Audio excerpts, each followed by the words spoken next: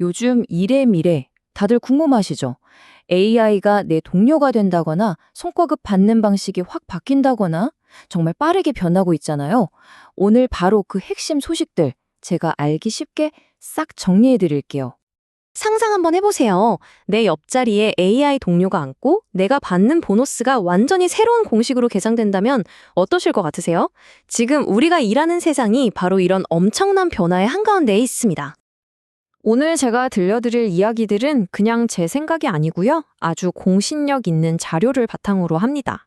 바로 한국갈등전환센터와 노무법인 신유의 이경무 노무사님이 분석한 최신 노동뉴스 다이제스트에서 가져온 내용들이에요. 자, 그래서 오늘 다룰 내용들을 한번 쭉 훑어볼까요? 먼저 AI와 함께 일하는 미래 트렌드부터 시작해서요. 노동위원회의 과부하 문제, 또 뜨거운 감자인 성과급과 비밀유지 계약, 그리고 육아휴직 문제까지 정말 다양한 소식들을 준비했으니까요. 끝까지 함께 해주세요. 자, 그럼 첫 번째 소식부터 바로 시작해볼게요. 요즘 재택근무, 하이브리드 근무는 이제 좀 익숙해졌죠? 그런데 여기서 한 발 더 나아간 개념이 있습니다. 바로 블렌디드 워크입니다. 블렌디드 워크, 이게 뭐냐면요. 단순히 어디서 일하냐의 문제를 넘어서는 거예요. 이제는 누구랑 그리고 어떻게 일할 거냐, 바로 이 질문에 대한 답이라고 할 수 있죠. 그 파트너가 바로 AI, 인공지능인 거고요. 사람과 AI가 힘을 합쳐서 생산성은 확 높이고 너무 과도한 업무 부담은 줄여보자는 그런 새로운 업무 방식인 셈입니다. 이런 변화는 그냥 구호로 끝나지 않습니다. 조직 전체를 바꾸게 되는데요. 예를 들면 이제 성과를 평가할 때 단순히 결과물만 보는 게 아니라 이 사람이 AI를 얼마나 잘 활용했나 이걸 보게 되는 거죠.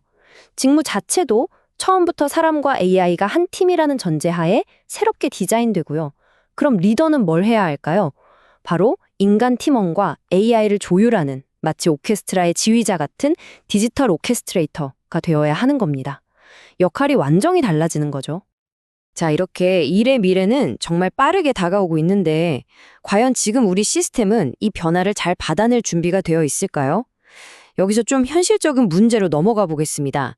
바로 우리 노동 시스템이 겪고 있는 성장통, 노동위원회의 과부하 문제입니다. 자, 이 숫자 한번 보세요. 181.5. 이게 뭘 의미하는 숫자일까요? 놀라지 마세요. 작년에 경기지방노동위원회에서 조사관 한 분이 처리한 평균 사건 수입니다. 1년에 181건이라니 정말 상상을 초월하는 숫자죠. 이 그래프를 보시면 문제가 훨씬 더 와 닿으실 겁니다.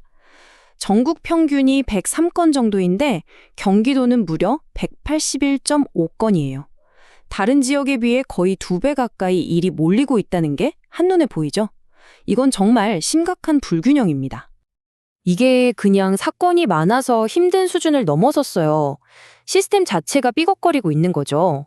조사관들은 주말까지 반납하면서 보고서를 써야 하고요. 정작 전문성은 부족합니다. 전국 12개 노동위원회 중에 노조법을 전담하는 과가 있는 곳이 딱 한 군데뿐이래요. 심지어 9곳은 상임위원조차 없다고 하고요.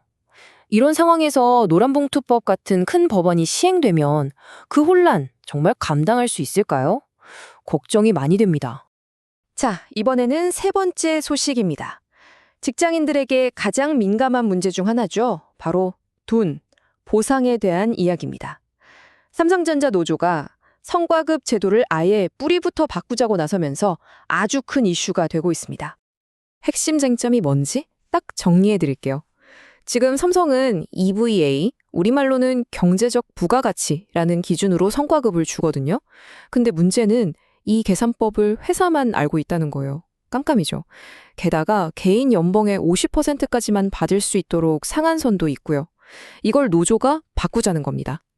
투명하게 공개되는 영업이익의 15%를 기준으로 하고 상한선 같은 건 아예 없애버리자 이렇게 맞서고 있는 상황입니다.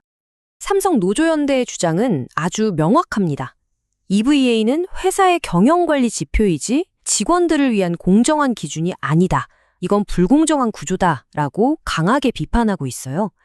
결국 이번 갈등의 핵심은 투명성과 공정성, 이 두 단어로 요약할 수 있겠네요. 자, 이번에는 시선을 해외로 한번 돌려볼까요? 영국에서 아주 의미 있는 움직임이 있습니다. 직장 내 괴롭힘 같은 사건을 돈으로 입막음하는 데 쓰여온 비밀 유지 계약, 이걸 법으로 금지하자는 목소리가 커지고 있습니다. 한번 생각해 보세요.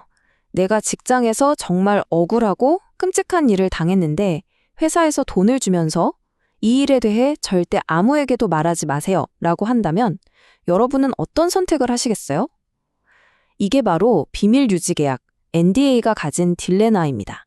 원래 NDA, 즉 비밀 유지 계약은 회사의 중요한 기술이나 영업 비밀을 지키려고 만든 법적인 장치예요. 그런데 이게 변질된 거죠. 성희롱이나 갑질, 차별 같은 사건이 터졌을 때 피해자에게 합의금을 주는 조건으로 입을 막아버리는 겁니다. 결국 가해자는 아무 일 없었다는 듯이 회사를 계속 다니고 피해자의 목소리는 사라지게 되는 이런 수단으로 악용된다는 비판을 계속 받아왔던 거죠. 만약에 이런 NDA 사용이 법으로 금지된다면 어떻게 될까요? 이제 기업들은 더 이상 문제를 돈으로 덮을 수가 없게 됩니다. 문제가 터졌을 때 숨기려고 애쓰는 게 아니라 애초에 그런 일이 생기지 않도록 예방하고 조직 문화를 바꾸는 데 집중해야만 하겠죠. 리더들의 윤리적인 책임감은 훨씬 더 무거워질 거고요. HR 부서는 피해자를 어떻게 보호할지 시스템을 완전히 뜯어고쳐야 할 겁니다. 자, 다시 국내 소식으로 돌아와 보겠습니다. 최근에 나온 아주 흥미로운 판례가 하나 있는데요. 요즘 많이들 주는 사이닝 보너스와 근로자의 당연한 권리인 육아휴직이 충돌한 사건입니다. 과연 법원은 누구의 손을 들어줬을까요? 사건의 전말은 이렇습니다. 2020년에 한 직원이 삼성전자에 입사하면서 2년은 꼭 근무해야 한다는 조건으로 사이닝 보너스 1,000만 원을 받았어요. 그런데 한 1년 3개월쯤 일하고 나서 육아휴직에 들어갔고요. 휴직 기간이 끝나기 전인 2023년 말에 퇴사를 한 겁니다. 회사는 당연히 보너스를 돌려달라고 했겠죠. 결국 법원까지 갔는데 2심 법원은 회사의 손을 들어줬습니다. 보너스를 다시 뱉어내라고 판결한 거죠. 아니, 육아휴직은 법으로 보장된 권리인데 왜 돈을 돌려줘야 하냐? 이렇게 생각하실 수 있잖아요. 직원도 바로 그 점을 주장했습니다. 나는 합법적으로 육아휴직을 썼을 뿐이다. 하지만 법원의 생각은 좀 달랐어요. 법원은 이 사이닝 보너스를 그냥 회사에 등록만 되어 있으면 주는 돈이 아니라고 본 거예요. 실제로 출근해서 일을 하면서 당신의 전문 지식과 능력을 회사에 기여하는 것을 조건으로 준 돈이라고 판단한 겁니다. 그러니까 육아휴직 기간은 실제 근무가 아니라고 본 거죠. 꽤 중요한 판례가 될 것 같습니다. 와, 정말 복잡하고 빠르게 변하는 세상이죠? 이런 변화의 소용돌이 속에서 우리는 어떻게 중심을 잡고 살아가야 할까요? 오늘 마지막 순서, 투데이스 북에서 그 힌트를 한번 찾아보겠습니다.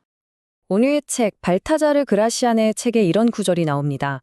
행복한 삶을 위해서는 해야 할 일은 신속하게, 휴식과 즐거운 일은 느긋하게를 생활 신조로 삼으면 좋다. 한정된 시간 속에서도 여유 있게 삶을 채울 수 있는 사람은 시간을 즐기는 방법을 잘 알고 있는 사람이다.